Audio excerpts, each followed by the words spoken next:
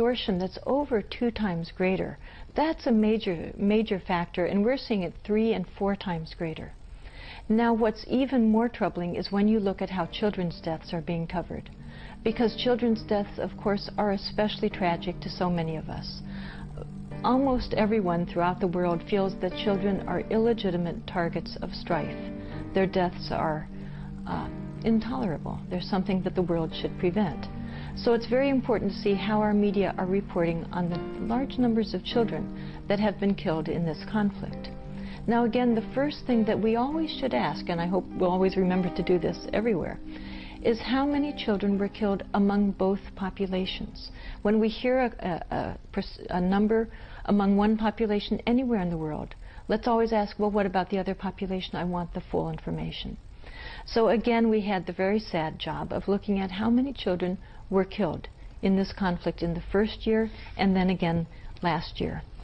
We discovered that in the first year, 28 Israeli children had been tragically killed.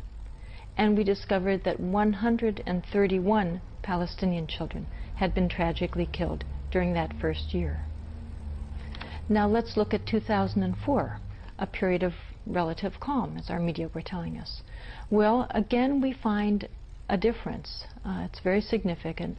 We learned that 2004, 8 Israeli children had been tragically killed by Palestinians, and we learned that 179 Palestinian children had been tragically killed by Israelis. In other words, Palestinian children were being killed last year at a rate 22 times greater than Israeli children. Now here's an example of what the New York Times covered in that first year. We found that the New York Times covered Israeli children's deaths at a rate 6.8 times greater than Palestinian children's deaths. They reported on 125% of Israeli children's deaths, and for that same year, they reported on 18% of Palestinian children's deaths. Let's look at what they did in 2004. In 2004, we found that the disparity had grown even greater, and the New York Times reported on Israeli children's deaths at a rate over 7 times greater than they had reported on Palestinian children's deaths. Then you look at the TV networks, and they make the New York Times almost look good.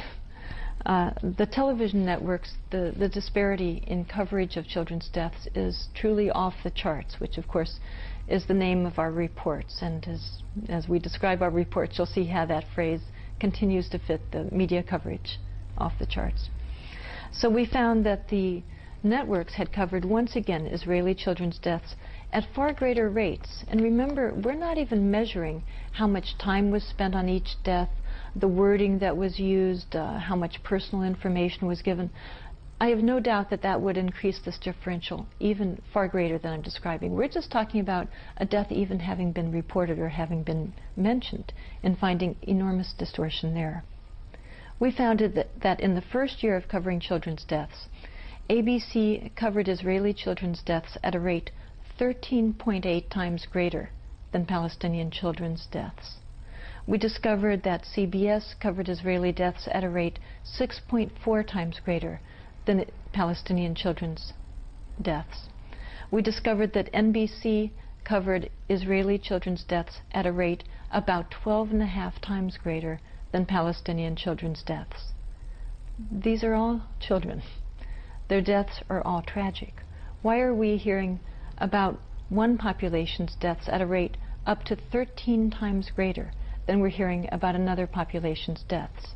As Americans, we need full information, not information about only one population. Then we look at what the networks did in 2004. In 2004, we found that again this immense distortion was going on.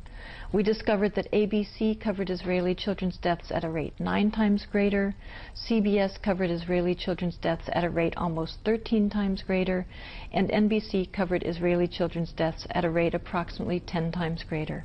Once again, a huge differential based on ethnicity in the reporting that we're getting from our media. Another way of looking at these deaths is in the following charts. where we show on one side the Israeli column is in blue, and you'll see that the top half of the column is a different shade of blue. Those are the repetitions of deaths that were reported in our media, where that makes the blue column, which is the Israeli death column, look significantly higher than the amount of death that was actually going on the ground. Then you compare that to the red column, the Palestinian column, and you'll notice that the top half, far more than half, I'm afraid, of that column is a vast empty column of Palestinian deaths that were never even reported once, making the Palestinian death column look far smaller than it was in reality. Now, of course, though, that empty column is full of tragedy. Every one of those children or men or women, whoever was killed, is still being mourned by their families, and yet their deaths were invisible to the American population, whose tax money Israel is using. That's why we have to know these facts. Another very revealing way of looking at these deaths is to chart them chronologically.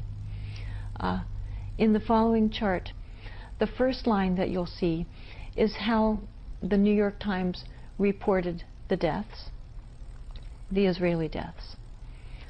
Now, in the next line, we'll show you the number of Israeli deaths that had actually occurred during that first year. Now, the next line will show how Palestinian deaths were reported in that first year.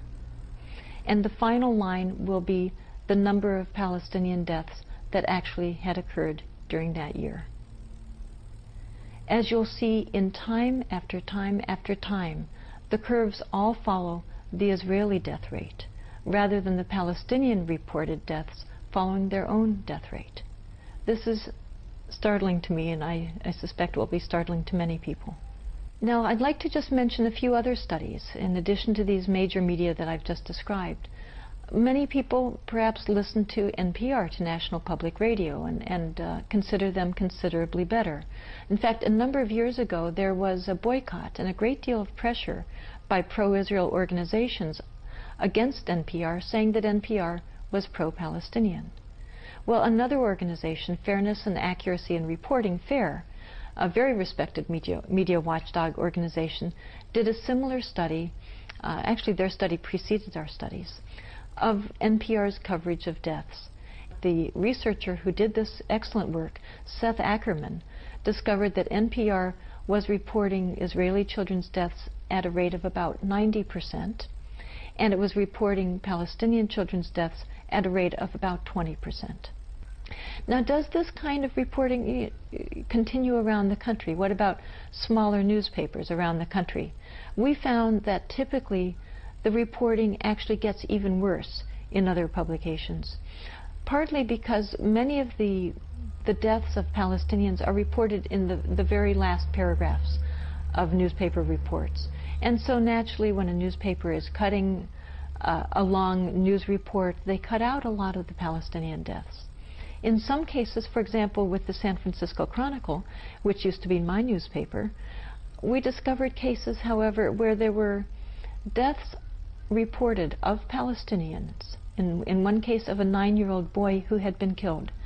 The death was reported in the news story, as I recall, in about the 3rd paragraph in the wire service report. The San Francisco Chronicle foreign desk had cut out that paragraph of the report they printed in their newspaper. So we've discovered, for example, with a 6-month study we did of the San Francisco Chronicle headline coverage of this conflict, that they were reporting on Israeli children's deaths at a rate 30 times greater than they were reporting on Palestinian children's deaths.